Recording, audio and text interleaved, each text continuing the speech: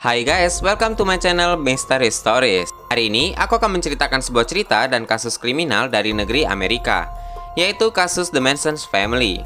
Nah, cerita dari Manson Family ini berfokus kepada pendirinya yaitu Charles Manson, di mana sekte yang didirikan ini awalnya bertujuan untuk bergaya hidup bebas, seperti berhubungan seksual secara bebas dan menggunakan narkotika sesuka hati mereka. Tapi seiringnya berjalan waktu nih boy, sekte yang didirikan oleh Charles ini berubah menjadi sekte pembunuhan, di mana kasus pembunuhan yang paling menyita perhatian pada masa itu adalah kasus pembunuhan seorang artis yang bernama Sharon Tate. Jadi, gimana kisah dan latar belakang Charles Manson ini? Yuk kita lihat.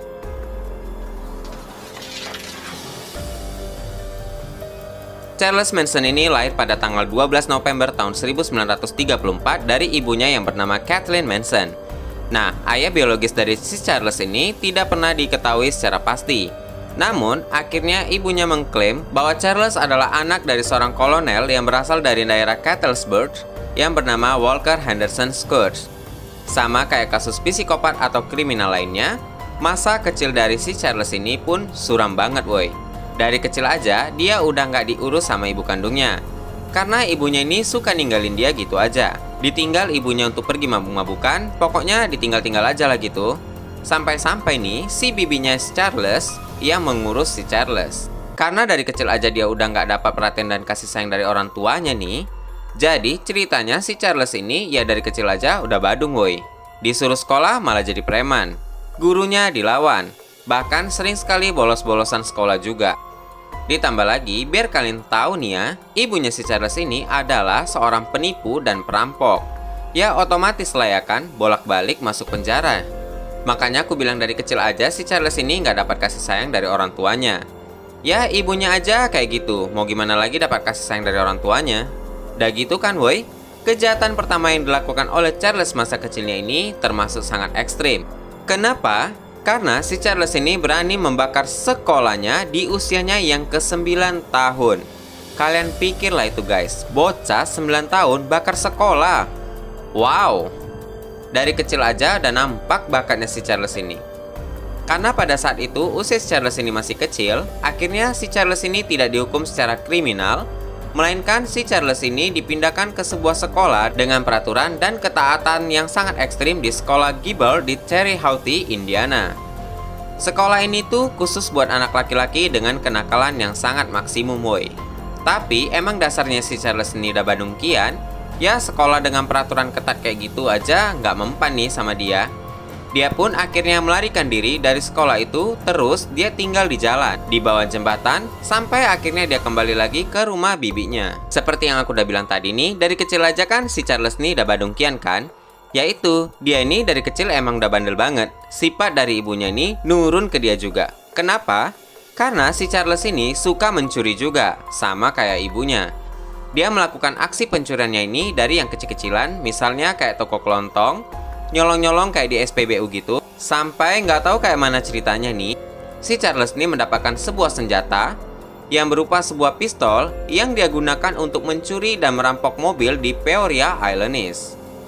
Dan aksinya ini nggak dilakukannya sendiri, tapi ada rekannya yang bantuin dia. Udah begitu, karena emang usia si Charles nih masih remaja sekitar 13 tahun gitu, gila ya, 13 tahun aja udah bisa merampok mobil dia. Nah, dia ini nggak dipenjara lagi nih woy. Malah dia dikirimkan ke sebuah sekolah yang dikhususkan untuk anak laki-laki bernama Indiana Boys School, sebuah sekolah reformasi yang ketat dengan peraturan. Dan gitu guys, yang bikin kita kasihan lihat dia ini, di sekolah itu dia menjadi korban bully dari teman-temannya. Bukan itu aja, dia juga menjadi korban kekerasan seksual dari siswa lainnya. Dan hal ini juga yang membuat si Charles ini menjadi seorang penyimpang seksual juga. Dia terbukti melakukan kekerasan dan penyerangan seksual terhadap 3 laki-laki. Di waktu yang berbeda-beda pastinya.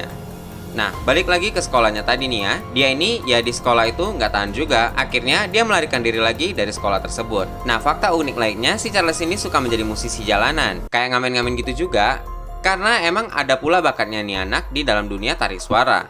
Tapi selain itu boy, di luar sana dia terus melakukan aksi kriminal seperti merampok, mencuri, dan melakukan kejahatan seksual juga. Dan gitu ya sama kayak ibunya juga nih, si Charles ini juga bolak-balik masuk penjara.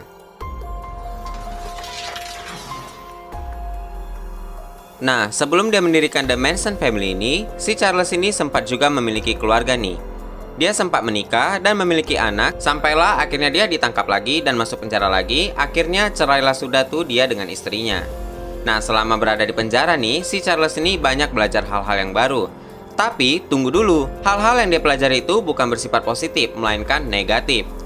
Disitulah dia memiliki ide untuk mendirikan sebuah sekte yang dia beri nama yaitu The Manson Family, di mana sekte yang dia bangun ini memiliki kebebasan dalam berhubungan seksual dan memakai narkotika. Dan makin gilanya lagi nih, si Charles ini mulai mencuci pikiran anggota-anggotanya itu dengan mengkait-kaitkan tentang rasisme, di mana kulit putih lebih berdominan daripada kulit hitam dan kulit hitam wajib menundukkan diri. Dia juga mengklaim bahwa dia membawa pesan khusus bahwa akan terjadi perang besar yang disebut perang ras atau perang rasisme. Di akhir tahun 1968, si Charles ini mengadopsi istilah Helter Skelter yang diambilnya dari sebuah judul lagu dari grup papan atas yaitu The Beatles. Pada saat itu, The Beatles baru saja merilis album baru di mana di situ ada lagu berjudul Helter Skelter ini. Nah, jadi pada awalnya nih, si Charles ini melancarkan aksi dari sektenya tersebut di awal tahun 1969. Pada saat itu, si Charles ini mengutus para pengikut setianya ini untuk melakukan pembunuhan pertama di Los Angeles dan membuat pembunuhan itu seolah-olah dilakukan oleh kaum ras berkulit hitam. Nah, yang menjadi anggota inti dari The Manson Family ini antara lain Charles Tex Watson yang merupakan mantan aktor dan musisi, Robert Beausoleil yang juga mantan musisi juga sekaligus mantan aktor, tapi bukan aktor biasa melainkan aktor pornografi nih guys. Mary Berner seorang pustakawan, Susan Atkins yang merupakan seorang siswi, Linda Casbian, Patricia Krenwinkel, dan Leslie Van Houten. Nah, dari anggota intinya aja nih, udah bisa kelihatan kan pinternya si Charles ini merekrut anggota sektenya itu. Dia memilih dan mendekati mereka untuk dijadikan anggota Manson Family dikarenakan latar belakang para anggota yang kusebutkan ini tadi suram. Charles memanfaatkan mereka dan menjadikan mereka sebuah sekte dan menjadikan mereka sebuah keluarga yang besar yang memiliki kebebasan, dan seakan-akan Charles bertindak seperti Tuhan buat mereka ini. Pinternya si Charles ini lagi, Charles memanfaatkan kondisi di saat itu membuat posisi dan sektenya berkembang dan menjadi suatu kelompok yang cukup ditakuti di tahun 1969. Kenapa? Yuk kita lihat. Salah satu kasus pembunuhan yang paling keji dan membuat popularitas Manson Family ini naik drastis adalah yaitu kasus pembunuhan terhadap seorang artis bernama Sharon Tate. Pembunuhan Sharon Tate ini terjadi pada tanggal 8 Agustus tahun 1969, di mana si Tex Watson membawa ke-6 anggota lainnya yang kusebutkan tadi nih woy, ke rumah si Sharon Tate atas perintah dari Charles, di mana isi perintah itu adalah habisi semua yang ada di sana tanpa ada sisa. Dan lalu Watson selaku tangan kanan dari Charles melakukan aksinya ini. Nah, kenapa Watson? Jadi kan yang kayak aku bilang tadi nih, si Watson ini kan mantan aktor. Nah, dia ini lumayan tahu nih seluk-beluk rumah yang dikontrak oleh Sharon, karena si Watson ini pernah kesana sebelumnya. Dan gitu, dari beberapa sumber yang kubaca juga nih boy, ternyata si Watson ini juga memiliki dendam pribadi terhadap Sharon Tate. Dan singkat ceritanya nih, si Sharon Tate ini dibunuh oleh Manson Family dalam kondisi yang sedang hamil tua, yaitu sekitar 8 bulan lebih 2 minggu atau 8 bulan setengah. Padahal, pada saat itu Sharon sempat mengatakan kepada The Manson Family ini untuk membiarkannya hidup sampai melahirkan anaknya. Tapi dia tetap dibunuh dengan 16 luka tikaman di bagian perut. Betul-betul nggak ada lagi rasa kemanusiaan yang ada di dalam diri The Manson Family ini. Dan bukan hanya Sharon Tate aja nih yang dibunuh di rumah itu, tetapi juga beberapa anggota keluarga Sharon Tate yang ada di dalam rumah itu, semuanya dihabisi. Karena emang itu kan perintah dari si Charles tadi.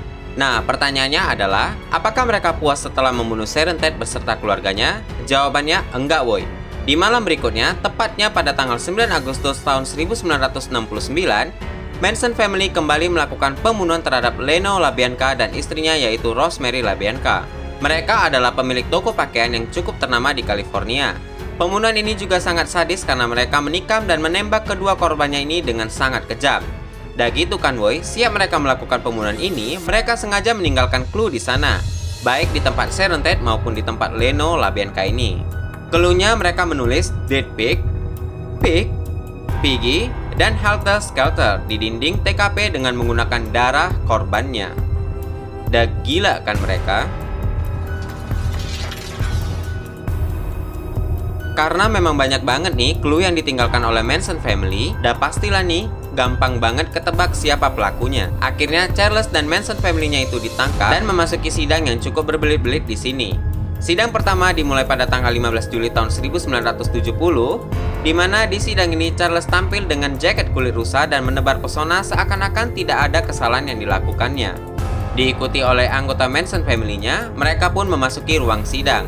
Dan yap, bisa ditebak Charles tentu tidak mengakui perbuatannya ini. Ditambah lagi, pinternya si Charles ini, dia tuh sama sekali tidak langsung membunuh para korbannya, tetapi dia hanya memerintahkannya saja. Memang berdasarkan barang bukti pun, Charles tidak terbukti melakukan pembunuhan itu secara langsung. Hal ini diperkuat lagi ketika keenam anggotanya yang ada dalam persidangan itu, di mana mereka mengaku bahwa mereka lah yang melakukan pembunuhan sebenarnya. Tapi hakim dan jaksa tidak langsung mempercayainya begitu saja. Hingga sidang kedua dimulai pada tanggal 24 Juli tahun 1970, di mana Charles datang dengan sangat tenang dan dia mengubah tampilannya. Dia mentato huruf X di jidatnya, pakai tanda swastika kayak gitu tuh. Nah, baru keesokan harinya keenam anggota Manson family ini juga melakukan hal yang sama. Ditambah lagi yang cewek-ceweknya nih pada botakin kepala semua. Mereka mengaku bahwa Charles tidak bersalah dalam pembunuhan yang mereka lakukan, karena Charles tidak ikut dalam melakukan pembunuhan tersebut. Dan yang lebih gilanya lagi nih, mereka mengatakan bahwa Charles adalah Tuhan bagi mereka. Bahkan mereka mengatakan bahwa Charles adalah utusan Yesus Kristus. Fix kalau anggotanya ini semua udah pada gila sama kayak Charles. Sidang terus berjalan selama puluhan minggu, berbelit-belit dan kelihatannya sangat sulit untuk dipecahkan. Padahal barang bukti dan pengakuan mereka sudah sangat jelas. Nah, sempat nih ya, si Charles ini dalam persidangannya itu naik pitam dan mengancam akan membunuh salah satu hakim di sana. Dia sempat melompati meja dan berlari membawa sebuah pensil yang cukup tajam ke arah hakim tersebut dan sempat dihentikan oleh penjaga di sana, woi. Dia mengatakan dengan sangat jelas bahwa anggotanya tidak perlu bersaksi lagi. Dan akhirnya pada tanggal 29 Maret tahun 1971, Charles dan 6 anggota Manson family-nya pun dinyatakan bersalah dengan melakukan pembunuhan tingkat pertama yang direncanakan dan dijatuhi hukuman mati. Tapi, karena hukuman mati dinyatakan tidak konstitusional pada tahun 1972, Charles dan Manson family akhirnya dijatuhi hukuman seumur hidup dengan kemungkinan adanya bebas bersyarat pada tanggal 2 Februari tahun 1977. Akhirnya, Charles meninggal dunia pada tanggal 19 November tahun 2017 setelah menderita berbulan-bulan karena kanker usus dan penyebab kematiannya adalah gagal jantung. Jenazah Charles diklaim oleh cucu dari Charles Manson dan selesailah sudah kisah dari Charles Manson ini, woi. So, apa pendapat kamu tentang Charles Manson dan sekte yang dia dirikan ini? Please komen aja di bawah ya guys. So, terima kasih buat kamu yang telah menonton video ini sampai habis. Hey, bila kamu suka dengan video ini, kasih like-nya. Jangan lupa juga untuk subscribe channel ini. Dan juga nyalain notifikasinya, agar kamu mendapatkan notifikasi saat aku upload video terbaru. Saya Krisna Rams undur diri. Terima kasih telah menonton video ini. See you on next video guys. Bye-bye.